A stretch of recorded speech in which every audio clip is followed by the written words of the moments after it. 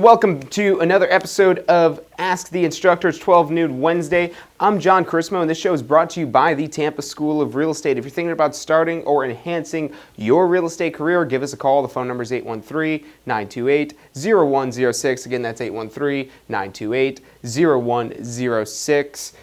You can also visit us online at tampaschoolofrealestate.com. That's tampaschoolofrealestate.com. We've got a great episode for you today. A purpose why we started these Ask the Instructor shows was to help our students understand in every way possible every last detail that they need to know to be successful not only on their real estate exams but also successful in the real estate industry. Now, you guys are able to send in your questions via Facebook. I got the Facebook chat loaded up. I have the YouTube chat loaded up. So if you guys do have a question, if you're in one of our online courses, if you're in our classroom courses, if you've taken one of our weekend review classes, send in your questions. I'd love to answer them on air for you today. But the topic that we're going to be talking about a little bit more detail about was from Jeff. And Jeff is actually enrolled in our online course down in Boca Raton. So yeah, with our online course, you can access it from anywhere in the world as well as anywhere in Florida. But Jeff's question was about how to calculate the value of a property using the cost appreciation approach. So what the cost appreciation approach is we basically are figuring out the value of a property based on what it costs to build the property, number one, and number two, what it's worth now after we apply a little bit of depreciation.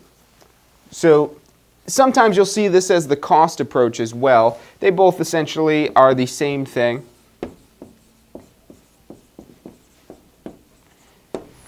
And this is one of three methods we have to determine the value of a property. The sales comparison, that's probably the approach that you're going to go with most of the time, but you could also use the cost appreciation approach, and there's also the income approach if you're dealing with somebody who's looking to earn income on the property that they're interested in. So with this cost appreciation approach, let's talk about when we would use this. You could use it really for any type of property, but when does this work best? When is this most useful? So the cost appreciation approach, number one, we're finding the cost, and then number two, we're finding depreciation. Number three, we're adding in the value of the land. Now, why would we deviate from the sales comparison approach? The sales comparison approach is probably what you would use 9 times out of 10, if not more than that, for most types of values of property. Well, the cost appreciation approach comes in very handy when you don't have any comparables. So occasionally you will not have any comparables for the particular property you're looking at. It doesn't happen very often with residential property, and a lot of times even if you're dealing with businesses or commercial property, there'll still be some comparables that'll help give you an idea of what the property value may be.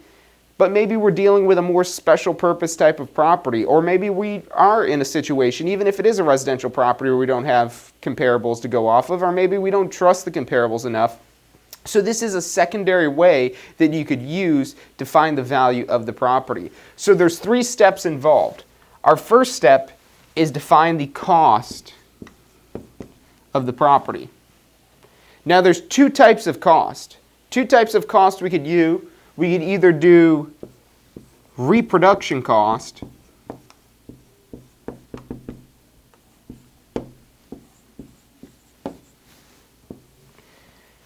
now with reproduction cost, we're making an exact duplicate of the property. So what we're doing in this cost step is figuring out what this value of the property would be brand new.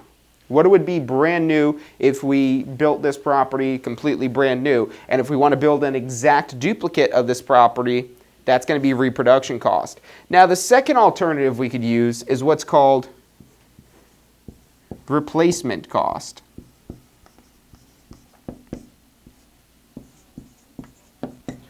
Now with replacement cost, it's not an exact duplicate. Reproduction is an exact duplicate. If you think of like a copy machine, it reproduces exact duplicates, whereas replacement cost, on the other hand, is going to be a property that serves the same basic purpose, but although it may be made out of different types of material. So maybe you have some sort of historic property that was built in the early 1900s and it's made out of special material. Maybe it's completely different than the building constructions that are used today. So if that's something that you want to have in this property and something you want to take into account, that's where you would use reproduction cost, which is a little bit more particular with reproduction cost because you have to ensure that you're matching the same construction standards that you have on the property, or whatever it is that makes that property unique, you're matching that up with reproduction cost. Now with replacement cost, on the other hand, this is just a property that serves the same purpose. So you could even use this. It really depends on your motivations and your objective behind doing this cost depreciation approach. Because you could use either one of these in multiple scenarios, and both of them will work for most scenarios. The question is, do we want an exact duplicate, or do we want to find the cost of what something would serve the same purpose? So maybe we don't want an exact duplicate of those historical materials from the early 1900s. Maybe we just want another single family home, or maybe we just want another retail plaza, or whatever it is that we're using this cost depreciation approach to figure out. Replacement cost, it serves the same purpose, although something will be different, but ultimately, for the most part, it's fairly much the same. With reproduction cost, we're looking at building an exact duplicate. So that's your first step, is figuring out the cost. Now, if you're looking to find the value of a brand new building, all you'd have to do is add in the value of the land, and there you have it. You have the value of a brand new building plus the value of the land. But now chances are you're looking at a property that isn't brand new, a property that isn't just built yesterday. So we have to apply depreciation. So that's going to be our second step. And what I like, because sometimes this will be referred to as just the cost, but I like to remember it as the cost depreciation approach, because that tells you the first two steps. Number one, you find the cost of the property, and number two, you find the depreciation.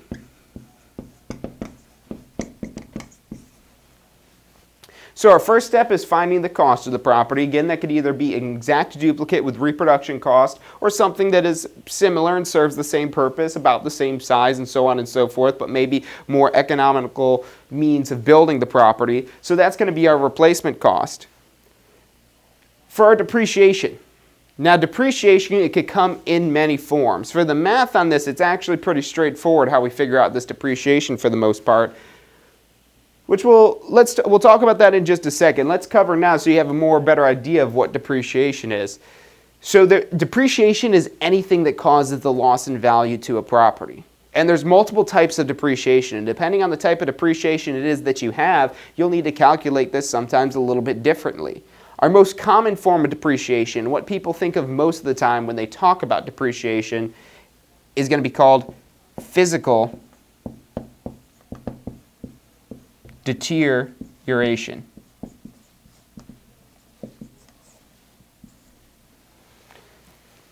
So physical deterioration is going to be your normal wear and tear.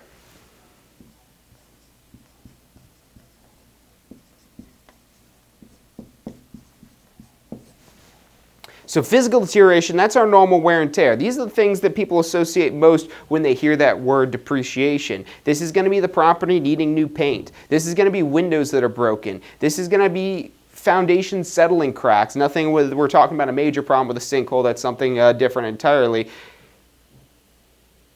But anything that could be decreasing our property value. So that's going to be our physical deterioration. It could be on the inside as well, maybe needing new carpet, maybe having an outdated kitchen, all kinds of things like that. That's going to be our physical deterioration, which, like I said, this is primarily the type of deterioration we're dealing with here.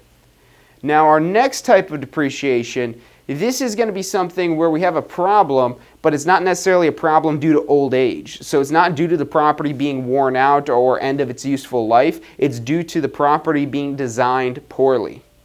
Which you can see how this is very different than things that are just, because it's fairly easy to get a new paint job, maybe put some new carpet in, maybe update a kitchen.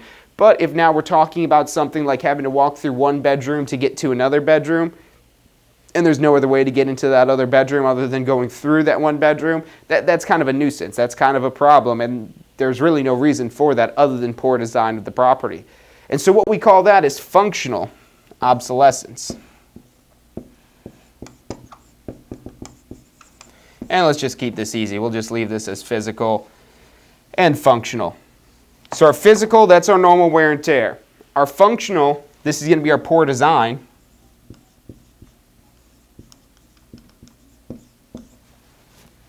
And there's a third type of depreciation. And this type of depreciation, this one could really be the biggest curveball out of all of them. And this is going to be because it isn't directly part of the property. It's something outside of the property lines. So maybe the front yard of the property we're trying to value here is I-275. Or maybe the neighbors have a very unkempt property. Maybe this is the most beautiful property in the world, but across the street and next door and all the neighbors surrounding them are nowhere near that. So that could be decreasing our property value due to the surroundings, and it could be power lines. It could be anything where people don't want to live next to it. Maybe you're next to a landfill and there's just odor in the air all the time. Your house might be the cleanest house in the world, but there's that odor blowing in all the time from the landfill. What we call that is exterior or external obsolescence. And that term external directly means outside. So it's outside of our property lines. And this is probably the hardest one really to deal with out of the different types of depreciation. Now, in addition to a depreciation being either physical, functional, or external, the physical one is probably the one that we're most concerned with. The functional and the external things, that's kind of really a different question that's outside of really this whole process that we're going to figure out, okay, well, this having to walk through one bedroom, what is that going to do to our property value now? Yeah, I don't think we're going to be able to get full price for that. Or these external obsolescence, okay, yeah, the landfill's across the street, so I wish this home were in a better neighborhood because it'd be worth so much more. That's a lot harder to pin down when you have these types of problems with the property. The physical stuff, this is pretty much expected to happen over time, at least to a certain degree. Usually what we have to determine how much a property is worn down are two different figures. So you have the useful life of a property, how long, or sometimes also called the economic life of the property. And then we also have its effective age, how old the property seems to be. So we're going to be diving into those in a little bit more detail next, but before we do that, let's go ahead and just add in our third step here, which this is our value of the land. So we add in the land. Why are we adding in the land last? Because land does not depreciate in value. We're never decreasing the value of land due to depreciation. There could be other things that are either increasing or decreasing the value of land, but it's not depreciation. Not depreciation. We're not factoring in depreciation in our land value. That's why we have to add in the value of the land last. So effectively, all we're taking our depreciation from is the cost of the building. So here we're just finding out the cost of the building. Here we're applying a depreciation to that building. And finally, we're adding back in the value of the land. And then when we add back in the value of the land, we'll be left with the total value of this property, not just the depreciated value of this building. So that's what we're going to be doing with the math today. So stay tuned with us. You're watching Ask the Instructor. When you look back on your real estate career, you'll remember the moment you decided to begin this journey. The moment when you finally decided it was time for change. The moment when you decided it was time to take charge. The moment that changed the direction of your life forever. Now is that moment.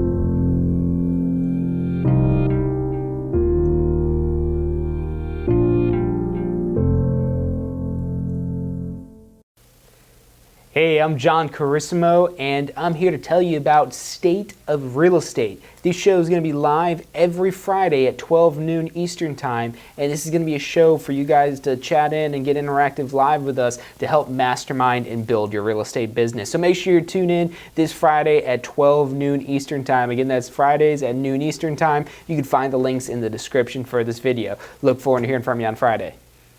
After the show, be sure to visit tampaschoolofrealestate.com. Again, that's tampaschoolofrealestate.com, where you'll find all the information you need to start your career in real estate.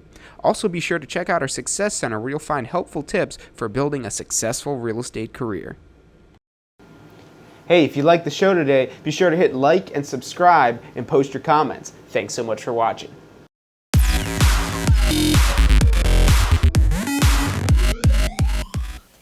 Hey, and welcome back to Ask the Instructor. I'm John Carissimo, and this show is brought to you by Tampa School of Real Estate. Check the description in the video to find out how to get in contact with us. If you're thinking about starting or enhancing your career in real estate, there's no other choice that you want to make because there's no other school that's going to do more for their students than we do. This is just one way that we go above and beyond for our students and go into very great detail where you could access these videos online. You could go back and go on our YouTube channel, go on our Facebook, go on our Success Center. If you're not subscribed to the Success Center already, go right now to tampaschoolofrealestate.com/success. So that's tampaschoolofrealestate.com/success. On this site, not only will you find all these Ask the Instructor episodes, you'll find our State of Real Estate episodes that we have every single Friday as well, that gives you more kind of tips on growing your real estate business, whereas this show focuses on the technical side of this a little bit more. So definitely check that out. But in addition to that, you'll also find all kinds of great articles. So if reading is more of your thing than watching videos, check that out on there as well, because you'll find that in there. And you could actually subscribe to this to immediately get all these sent to your email inbox so you could stay up to date on everything possible we give out to help you build your real estate business. So our goal at Tampa School of Real Estate is not only to get you licensed, but also to help you build a successful real estate career. So let's jump back into what we're talking about today. We're dealing with the cost depreciation approach. So again, the cost depreciation approach is one way we could use to figure out value of a property. Now again, our sales comparison approach is probably our best way to figure out the true market value of a property. But this is another way we could use to try to get an idea of what this property is really worth. And sometimes it's worth it just to, even if you do have a bunch of comparables and you already figured out the value with the sales comparison approach, this way is a really good indicator on what that property value may be based on the value of the building. Hopefully, if it's a good market, you might even actually have a value that's higher than this. But if the market isn't so good, this value could be a little bit higher. So it could kind of beg the question of, is now a good time to sell the property? So this is a good way to get a better idea and really get the full picture when we're talking about the value of a property. So what we have here is our cost, our depreciation, and our land value. Those are our three steps in the cost depreciation approach. Number one, we're finding the cost. Number two, we're finding depreciation. And it tells you this right in the name. Number one, cost. Number two, depreciation. We're going to be doing some math in just a little bit to figure out some of these numbers here. But the reason now, again, why we add the value in last, because this is very important, land is not considered to depreciate in value. There could be other things that increase or decrease the value of the land, but it's not going to be due to depreciation. Depreciation is specifically talking about these different factors that be going on with the building of the property and how it's wearing out. So let's try to figure out some cost for a property first.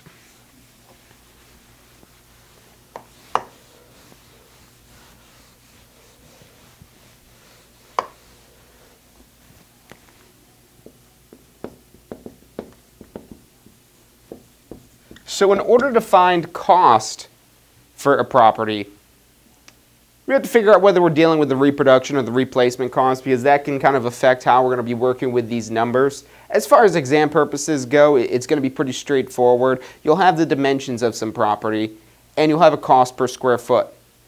So this is sometimes called the comparative square foot method or the cost per square foot method, but basically what you're doing is measuring out the area, the size of a house. So let's say we have this house here. And we're just going to kind of make this an oversimplification. You're going to see how this could get much more complex than what we're going to be dealing with here. But let's go ahead and just say that this is our house, the main part of the house, and then this is an attached garage, a garage for the property. So what you need to find the reproduction cost or replacement cost of a property based on the size of it is a cost per square foot.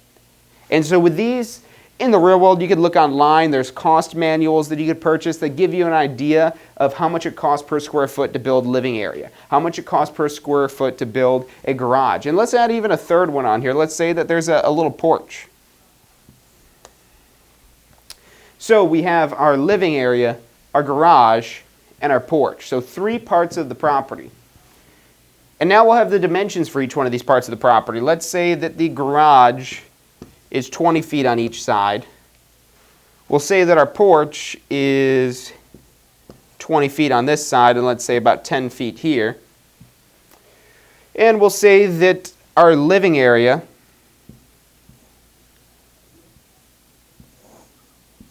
is 50 feet on this side, and we'll go with 40 feet on this side.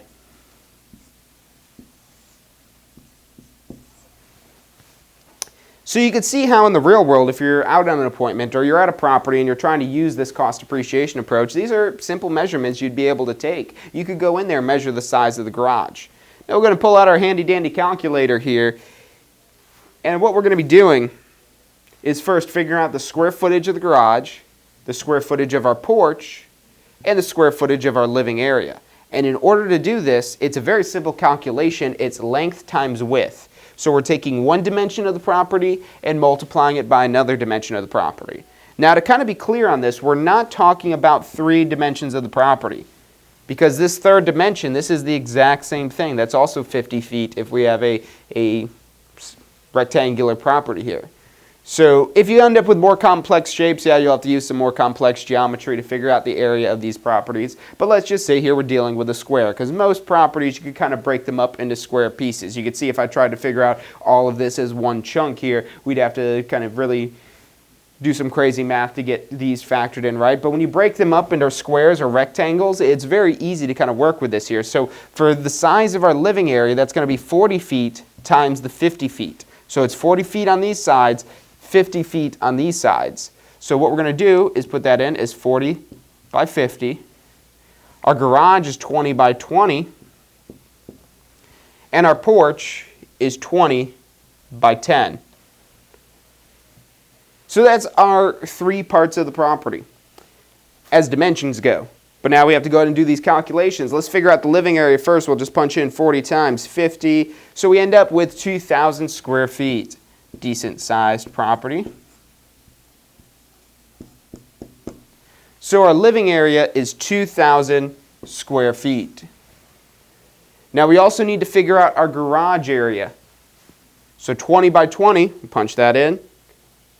And yes, that should be 400, but always double check this stuff with your calculator. You don't want to look silly like you don't know how to calculate math. So we'll put in 400 square feet here.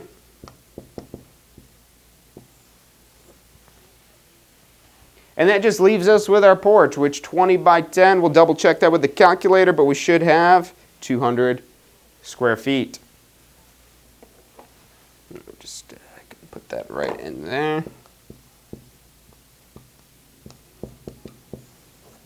So we have 3 pieces of our property. Our 2,000 square feet of living area, our 400 feet of garage, and our 200 square feet of a porch.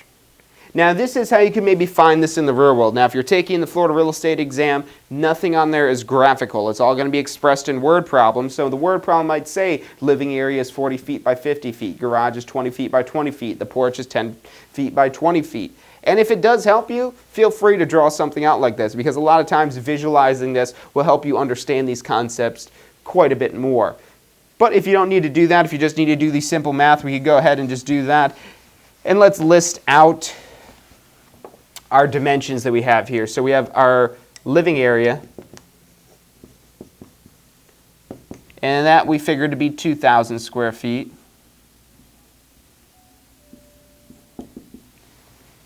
Our garage, we figured to be 400 square feet. And finally, our porch, we figured that to be 200 square feet.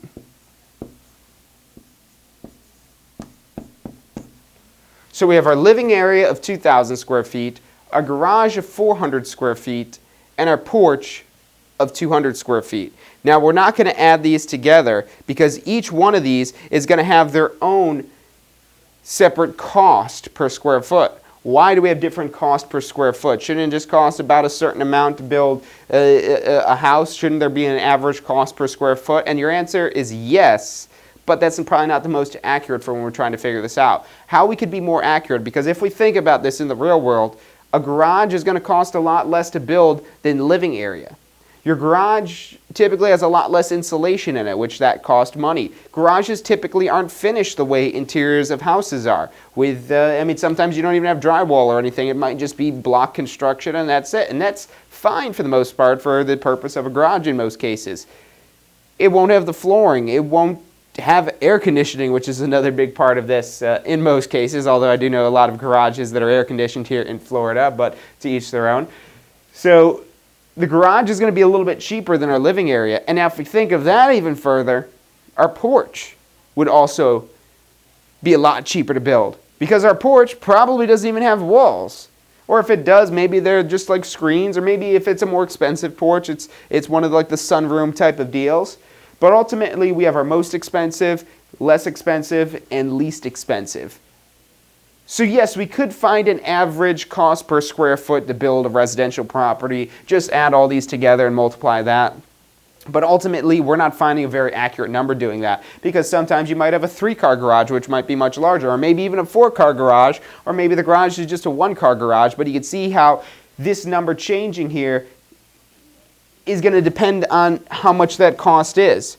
So if we're going off of this average amount, that's going to go off of an average property. An average property might be around this square footage for the living area, but it might have a larger garage, or it might not factor in a porch. So when we're now adding in this extra 200 square feet of porch area, it's a combination basically of these two values. So we might end up with a very different value than what it's truly worth.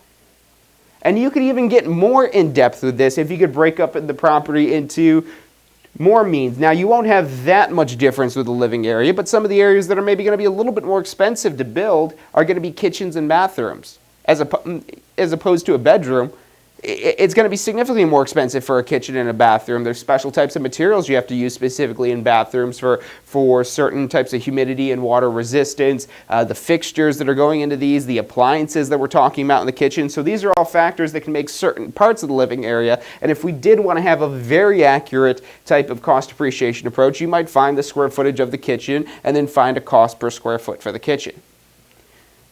Now again, if you're doing this for exam purposes, let's go ahead and put this in a different color here. Your exam is going to give you this information for what the cost is per square foot. So this isn't anything you do have to memorize or anything. You do have to memorize how to do this, but they're going to give you the information such as the dimensions for these, so you can find the square footage as well as the cost for each one of these. So let's say our living area is $100 a square foot to build. Our garage is $50 a square foot to build. And our porch, we'll say, is $25 a square foot to build. I'm just completely picking these numbers off the top of my head. In the real world, you want to do some research. Look online, you can find these basic averaged types of cost per square foot. You can even find some specific cost for your area. Or if you want to have a really accurate calculation, talk to some contractors or some builders, home builders in the neighborhood. Maybe some people that are the ones actually doing the planning for all this, not just necessarily anybody with it. But they might be able to give you some more accurate statistics and numbers for your particular area. But let's just go off of this here. So we have $100 for our living area. We have $50 a square foot for our garage. We have $25 a square foot for our porch. And now all we're essentially going to do to figure out our reproduction cost of all of this.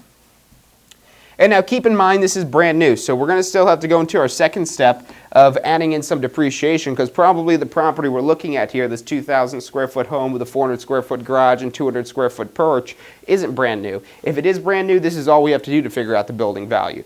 So ultimately what we're doing is just taking this living area of 2,000 square feet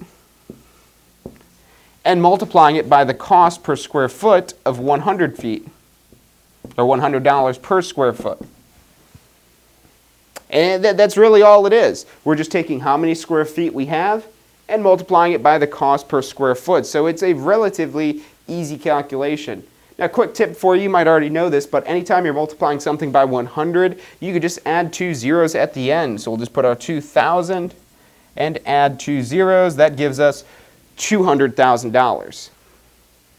So the cost to build the living area of this particular property is $200,000, and that's based on $100 per square foot with 2,000 square feet. So you can kind of see how this starts to work. We're going to do the exact same thing for our garage. We have 400 square feet, and we have $50 per square foot.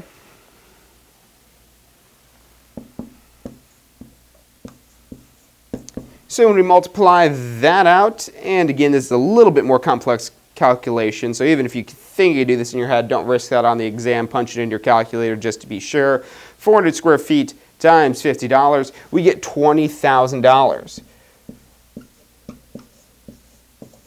So that's maybe about the cost that it is to build this garage. So we have our living area at $200,000, we have our garage at $20,000, And now all we have left to factor in is our porch, and nothing's different here. We're doing the same calculation. It's just now based on 200 square feet and the $25 cost per square foot for the porch. So we'll just punch that in here, 200 times $25. Punch that in our calculator, 200 times 25. We get $5,000 for this porch. So our very last step, it's going to be pretty easy. We're just adding all of these together because it's going to cost us $200,000 for our living area, $20,000 for our garage, and $5,000 for our porch. So that gives us a total of $225,000. And that's how much it would cost to build this property brand new. And that's finding the reproduction cost. So this is very helpful, at least, to just understand what this home would be worth today, especially if this may be an older home. It's helpful to understand how much it would cost to build this new home today. But if we're trying to figure out the value of this property, the value of this particular building, if this is an older home, this isn't probably a good indication of this. Maybe it's been kept up in great shape and it's actually worth more today than what it was because they've done such a great job updating and keeping everything modern and making sure it was repainted and the lawn is taken care of and fixtures are replaced and all these things that tend to break down on a property as it ages. So maybe it is still worth that, but there's probably going to be some depreciation that occurred on the property since it was built, even if it's been kept up in the best of shape. So what we're going to be doing when we come back from the break is actually working on the depreciation portion of this calculation here, because this is good if we want to find the new building value, but we need to go ahead and find out what the building is worth now after all the years of age have taken place on this property. So when we come back, we'll be working on the depreciation. I'm John Kursmo, and you're watching Ask the Instructor. Did you know that the Florida real estate license exam usually averages a 50% pass rate? The good news is that you have the opportunity to be a part of the passing 50%. The Florida real estate exam covers three main areas: real estate principles and practices, Florida real estate laws, and general real estate laws. Our exam review class focuses on reinforcing the key concepts of these areas in a fun and engaging way. You'll also learn valuable exam strategies and get lots of practice with real estate math problems. This course includes our exam prep textbook that contains over 600 practice questions to help you prepare for the state exam. And we're so confident that we have the most comprehensive exam prep courses in Florida, we back all of our students with our exclusive 1-year retake guarantee. Our class sizes are limited and tend to fill up quickly, so reserve your seat today. Registration is easy and just takes a few minutes on our website, tampaschoolofrealestate.com. You can also stop by our administration building or give us a call at 813-928-0106. Our advisors are standing by to answer any questions you have about preparing for your Florida real estate license exam and starting your exciting new career in real estate. Hey, if you liked the show today, be sure to hit like and subscribe and post your comments. Thanks so much for watching.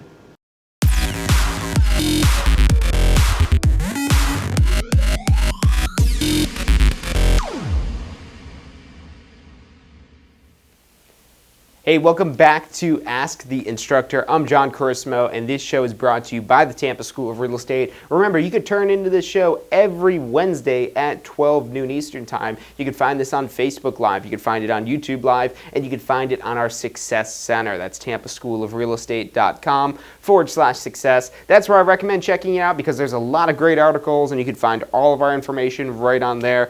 Easy access to helping build and even just start your real estate career. So before we went on break, we were talking about the cost depreciation approach. We figured out the cost in this example here, but this is only helpful to us if we're trying to find out the brand new cost of a building, because that's what we were going off of. It's $100 to build a living area brand new, $50 to build garage per square foot brand new, $25 for porch area brand new. We just multiplied that by each one of the square footages, 2,000 square feet for the living area, 400 square feet for our garage, and 200 square feet for our porch, and we came up with a total of about $225,000. And if you missed any of that, just go back and rewind. If you guys are just tuning into this, remember you could find all of our pre-recorded Ask the Instructor shows, not just this one, and go watch there. You could slow it down, put in the slow motion thing. You could rewind it, pause it, follow along with us here. Highly recommend that. This is great for preparing for your real estate exam because this is a topic that does get tested pretty frequently. So I would recommend knowing this if you're trying to get your real estate license, or if you're just out there in the real estate industry. This does help to give you a better perspective on figuring out the value of a property. So again, this $225,000, this is brand new cost. But we need to go ahead and break this down now to our depreciated value. That's our second step. Number one, we found the cost. We could check that off. We've done that in these steps here. Next, we need to go through and apply depreciation to this cost.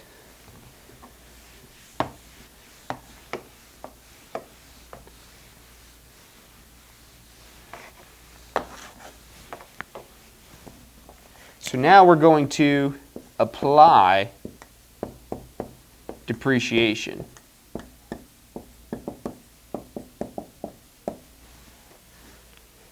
So in order to apply depreciation, you're going to need a couple of things. What we just figured out, which is our cost new. Remember, that's brand new when we're figuring out the cost like we just did, which what we figured out was $225,000 for our reproduction cost, and that's what this property would cost us brand new to build. So that's our reproduction cost. Now, the next couple things we're going to need to find. The next one that's probably most important is going to be economic life or useful life. There's a couple different terms, so we'll just write down useful life.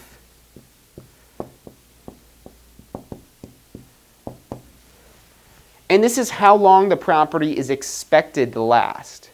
So how long the property is expected to last, that's going to be our useful life, how long the property is useful for.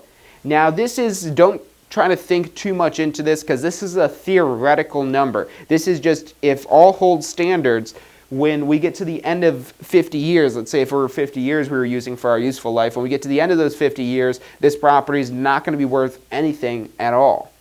So that's what we're talking about theoretically here, but obviously the owner may be doing something to keep the property up in value. There's going to be all kinds of things that they do that's going to help keep the property value up. But if we just let everything kind of run out, that basically means at the end of 50 years, let's say if our useful life is 50 years, the property isn't going to be worth anything anymore. So that's what we're trying to figure with our useful life, how long a property is expected to last. Now you might remember, if you already took the course with us, if not, good stuff to know, the IRS says 27 and a half years for residential and 39 years for non-residential.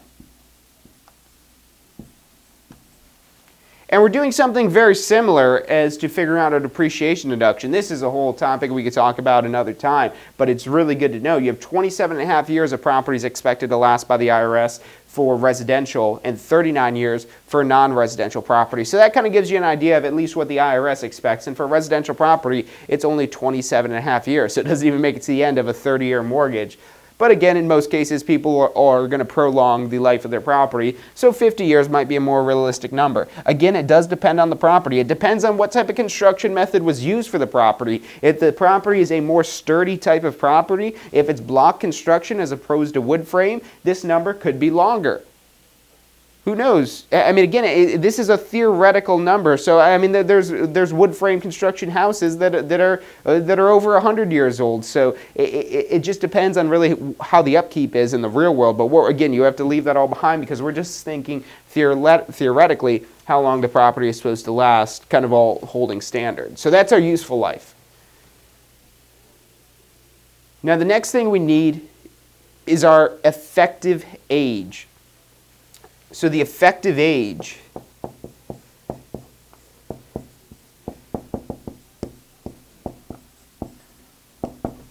now the effective age is different than the actual age.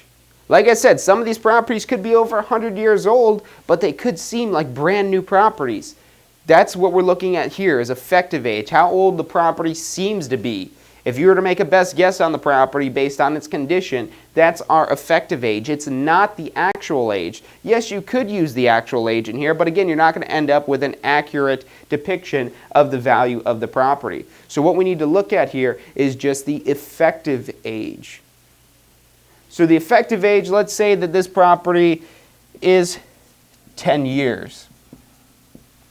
So this property that's expected to last 50 years seems to be about 10 years old. That's how we're using these numbers here. Now the actual age could be completely different. Let's say our actual age is 15 years. That means the property has been kept up in good shape. They made the property seem younger than it is. They make it seem newer than it is because they keep it up in good shape. But then on the flip side of this, maybe this property is only 5 years old. Maybe its actual age is only 5 years. And if that's the case, they're kind of letting the property go and it's depreciating faster than it should actually occur. So you could have either side of this. It doesn't have to be more or less than the actual age. If it's in better shape than how old it seems to be, then you're going to have an effective age that's going to be lower than your actual age. But if it's not kept up in good shape, your effective age is going to be much higher than your actual age. But as far as our calculation goes, the actual age doesn't matter. Now let's try to make some sense out of these numbers here. So we're trying to find depreciation of the property. There's a couple different ways you could do this. So our useful life is 50 years. This is how long the property is expected to last. So one way we could kind of go about this is taking our brand new cost, $225,000, and then just dividing it by 50 years. And what this is going to tell us is how much this property decreases in value every single year. When I mentioned that IRS deduction formula earlier, you would just plug in 27.5 if this was residential here, or 39 years if this is non-residential, and that gives you how much deduction you get against your income taxes for owning investment property. It doesn't apply to your principal residence, but that does apply to investment property. Really great part of our tax code that makes it so advantageous to invest in real estate. So definitely check that out if you don't know about that already. You do learn about that in the pre-licensing course if you're interested in doing that. It's a great way to learn a lot of information about starting a successful real estate career.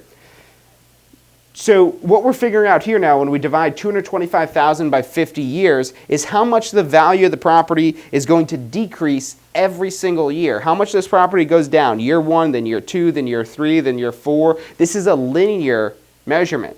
So it's a very kind of simplistic type of measurement, but it does give us a good idea of if we're accurate with the effective age here, this will give us a good idea about what the property is actually worth. Because sometimes you can have a property that decreases faster once it gets towards the end. I mean, once some depreciation starts racking up, it starts all going to hell, and that could definitely occur. But again, we're just going to keep this with a linear model here. So we're just dividing our $225,000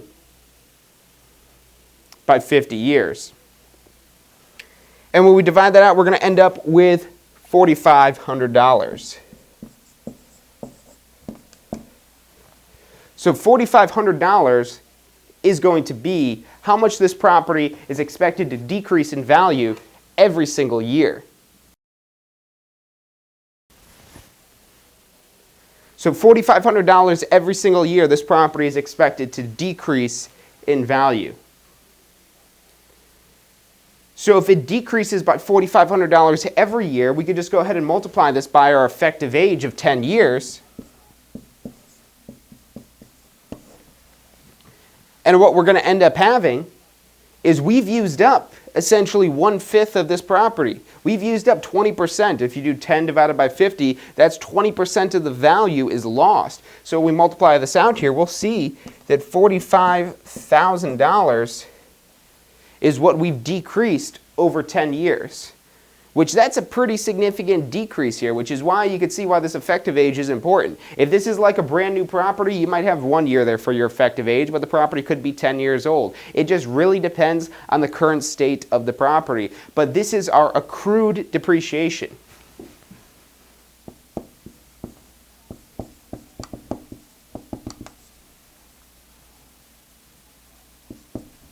So $45,000 is how much this property has decreased in value. Now, if we're trying to find the value of the property, not just how much it's decreased, what we have to do now is take our brand new cost, that's $225,000, and then subtract out our accrued depreciation of $45,000.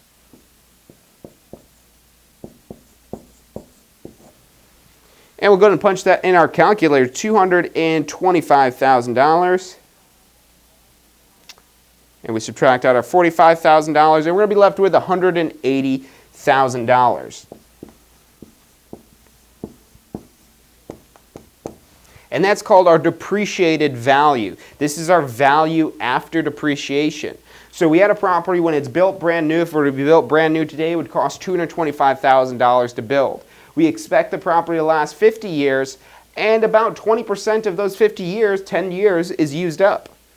And you can see how, and again, appraising, it's more of an art than a science. So again, appraising is more of an art than a science. So this is where the skillful judgment of a real estate licensee when you're figuring out value, or when an actual appraiser is trying to figure the value of the property, where you can see all this stuff does come into play here for trying to estimate out these number of years. This could really send your valuation calculation one direction or another, and it could be much more accurate, or it could be very inaccurate depending on how you're coming up with this 10-year number. So that does kind of rely on some professional expertise for you to be able to kind of be the judge of how much of this 50 years is used up. If we're banking that at 10 years that's been used up, that's about 20%. How I'm finding that is taking 10 divided by 50, you'll get 0.20, which is 20%. So 20% of that property value has been used up. So that's what we're doing, and that's another way we could kind of go about this as well. So this way probably is going to make sense to a lot of you guys, where we take this $225,000 brand new cost, divide it out by 50 years. That means we decrease in value $4,500 every single year. If we started with $225,000 and decreased $4,500 every single year for 50 years, we're going to end up with zero when we get to the end of these 50 years. But since we've just gone through 10 years, that's equivalent to $45,000 worth of depreciation, which is going to make our depreciated value, when we subtract out that depreciation, $180,000. Now, the next way we could kind of go about this is, again, we're going to think of how much percent of the property has been used up. And this is maybe a little bit quicker way for you to do these calculations if you're always trying to look for the fastest way to do the math. It depends on really how you like to do this. Sometimes the logical way makes more sense, sometimes the quicker way makes more sense. So what we're going to do is we have to find the percentage that's been used up of the property. So we're going to take our 10 years divided by 50 years, so our effective age divided by our useful life, and we're going to get 0.20, which is equivalent to 20% when we change that to a percentage. So again, that means that we've used up 20% of the value of the property. So now finding our depreciation is going to be pretty easy. We would just take $225,000 and multiply this by 20%, or 0.20 if we're going to put that in our calculator. So $225,000 times 20%, don't even need to do calculations this because we just figured it out, just an alternative method. You'll get the exact same answer every single time, is going to be $45,000. So we've used up $45,000. Again, just another way to go about calculating this. Now, another way, if you're trying to skip directly, because this is our depreciation, that 20% we've used up. We've depreciated this property by 20%. If we're trying to find our depreciated value, we want to know how much percentage is left. If we used up 10 years, that means 40 years are remaining. If we did 40 divided by 50, we'd end up with 80%. You could also do 100% minus 20%, and then you'll be left with 80%. And what you could do is just take that 80% and multiply it by $225,000. And when you multiply 80% or 0.80 by $225,000, again, you're going to get the exact same answer we found out with the previous method. You're going to end up finding that our depreciated value, what was it? We said it was $185,000. And that's factoring out this $45,000 depreciation. You could think of this as one big little pie. So we have this little pie of the property value, and about 80% of this property is still value. And then this 20% that we figured out as depreciation, this is how much we've lost in value. So when you start working more with these percentages, you'll see that they pretty much always add up to 100%. And that's helpful. It does make it a little bit quicker for solving some of these math problems. But it just depends on your method that you like to go through for solving these. Whatever seems easier for you, both the first method and the second method, if you do them correctly, are going to give you the right answers every single time. This method, there's less work to do, less steps to go wrong with, but it's a little bit more arbitrary. If you think about it more, that first way makes more sense if you're just trying to think through figuring this all out. But again, both methods are going to be absolutely correct every single time. But now we're not completely done yet. We have to still figure out the value of our land and add that back in. So when we come back after this final break, we'll go ahead and add the value of the land back in. I'm John Carismo, and you're watching Ask the Instructor. Are you considering getting your real estate license via one of our classroom courses? At the Tampa School of Real Estate, our courses have been designed to prepare you for the Florida Real Estate Commission licensing exam, as well as teach you about the fundamental aspects of the real estate business. In this class, you'll learn about appraising property values, real estate contracts, the mortgage industry, and much more. We offer multiple class formats and several locations to make getting your real estate license easy. You can complete the course in as little as 2 weeks in one of our day classes. Or if you have a busier schedule, you might prefer our evening classes. All of our classes include the course textbook as well as other supplemental materials. At the Tampa School of Real Estate, all of our instructors undergo a rigorous training program and have real-world real estate experience in order to best prepare you for the class and state exam. We are so confident we have the most comprehensive licensing courses in Florida. We back all of our students with our exclusive 1-year retake guarantee. Our class sizes are limited and tend to fill up quickly, so reserve your seat today with a $49 deposit that will apply towards your course tuition. Registration is easy and just takes a few minutes on our website, tampaschoolofrealestate.com. You can also stop by our administration building or give us a call at 813-928-0106. Our advisors are standing by to answer any questions you have about obtaining your Florida real estate license and starting your exciting new career in real estate.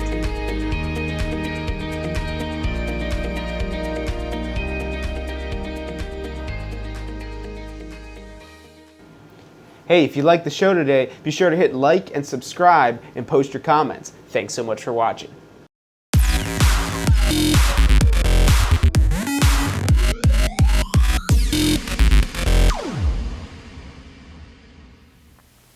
Hey, welcome back to this week's episode of Ask the Instructor. I'm John Carismo, and this show is brought to you by the Tampa School of Real Estate. We just have a couple minutes left on this week's episode to go ahead and wrap up the rest of the stuff on cost appreciation. So again, if you missed any of this, go back on our Facebook, on our YouTube, on our Success Center, and you could rewind all of this and rewatch as many times as you so choose. With this math, it does seem difficult, but the more times you practice it, the easier it will get. I'm able to do these off the top of my head because I've had to do these calculations so many times over my professional career, both in the classroom and outside the classroom. And it really doesn't even take years of experience to learn this stuff. You need to practice it a couple of times and it just begins to stick.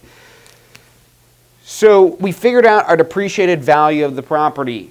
The building, I should say. Very particular, we've only depreciated the building. This is the cost of our building brand new. We just depreciated the value of our building brand new by $45,000 to figure out it's $185,000 is what it's worth. So finally, we just have to add in the value of the land. And that's the unwritten third step. Remember, cost tells you step one is cost. Depreciation tells you step two is depreciation. It says that right in the title, cost depreciation. But the third step, and it's very crucial to remember this, is that you have to add back in the value of the land at the end. We haven't done anything with the land value to this point. So in order to find our final property value, and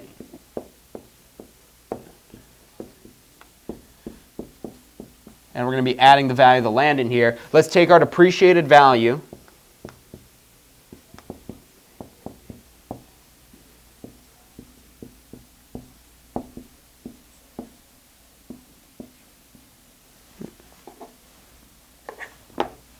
So we have our depreciated value of the building of not 225,000. That was our brand new value. Our depreciated value, what we were just figuring out, was $185,000. And if you missed any of that, like I said, go back and rewind and you'll see step by step how we came up with that depreciated value. So that's the value of our building once we take out how the 20% of its useful life has been used up. And it's got about 80% of its life still remaining. But now we have to add in the value of the land, or sometimes referred to as the site. So we have to have some dimensions of the property. And let's say that this property is 100 feet by, let's say 80 feet. So 100 feet by 80 feet is the size of our site, or the size of the lot. We need to find out our square footage. So we multiply the two of these together, 100 times 80. Again, we're just adding 2 zeros to the 80 here, so we have 80 plus 2 more zeros. So we have 8,000 square feet. It's a relatively small lot in terms of most things. So 8,000 square feet is the size of the lot that we're dealing with here.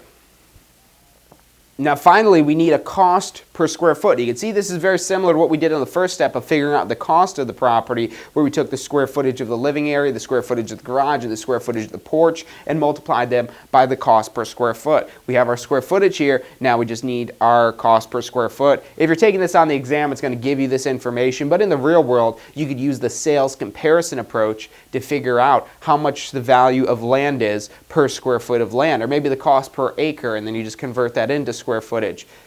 So our cost per square foot of the lot, let's say the land is, we'll say $3 a square foot.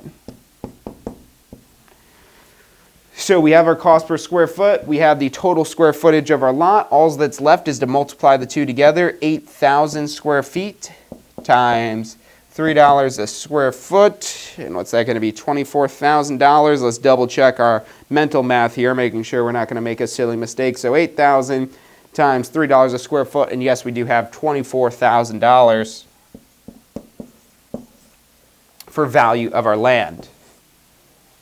So our land is worth $24,000. Our building, once we applied our depreciation, is worth $185,000. Finally, we just have to add the two of these together. So we have $185,000. We have our $24,000 we're going to add into that. And so we go ahead and add this up. We should end up with, let's double check it in our calculator, but I believe we're going to have 209, so 185,000 plus $24,000. And yes, we do have $209,000. And that's the total value of our property. And now we could use that term property because we're talking about the building value plus our land value. Now we're talking about the entire property. Everything up until this point, we've just been looking at the value of the building and not the total value of the property. So that's $209,000 would be the value of the property. Like I said, if you guys are studying, watching these videos, these are a great way to study for the math and all these other topics that we talk about that are related to this on these Ask the Instructor shows. So definitely check out some more episodes if you're interested in studying more for your exam, or if you're trying to use this to apply in your real world. Maybe you deal more with special purpose properties or commercial properties or even businesses, or maybe you're just looking at another way to get the full picture of the value of your property and to kind of understand these numbers a little bit better. The more you learn, even if it's things about this that a computer could do for the most part, you learn how this sausage is made, for lack of a better term. You're learning how this valuation is figured out. And when you understand how to figure out stuff like this, you get a better idea of what the property value may worth.